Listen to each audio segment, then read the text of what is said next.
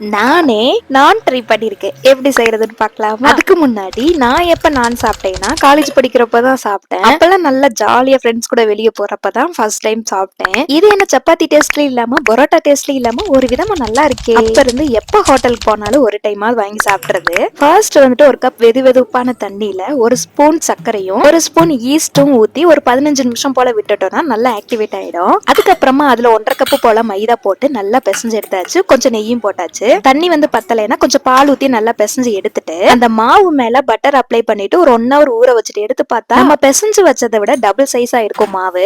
அதுக்கப்புறமா என்ன ஷேப்ல வேணுமோ தேய்ச்சி எடுத்துட்டு தோசைகள்ல போட்டு எடுத்து பட்டரை தடவி எடுத்து சாப்பிட்டா அவ்வளவு டேஸ்டா இருக்கும். இப்பவாச்சும் வீட்லயும் சாப்பிடலாம், கடையிலயும் சாப்பிடலாம். ஆனா அந்த குட்டப்பா வீட்டு சைடு எப்படின்னா கடையில சாப்பிட்டு வளர்ந்தோம்னா அவங்க அழிஞ்சு போயிடுவாங்க அப்படின்னு சொல்லுவாங்க. குட்டப்பாமே மேக்சிமம் கடையில எல்லாம் வாங்கி சாப்பிட மாட்டாரு. இப்பதான் கொஞ்சம் கொஞ்சமா மாத்தி இருக்கேன். நமக்கு உடம்பு சரியில்லை இல்ல வெளியில சாப்பிடணும் கிரேவிங்ஸ் இருந்துச்சுன்னா கண்டிப்பா வெளியில வாங்கி சாப்பிடலாம் அப்படின்னு.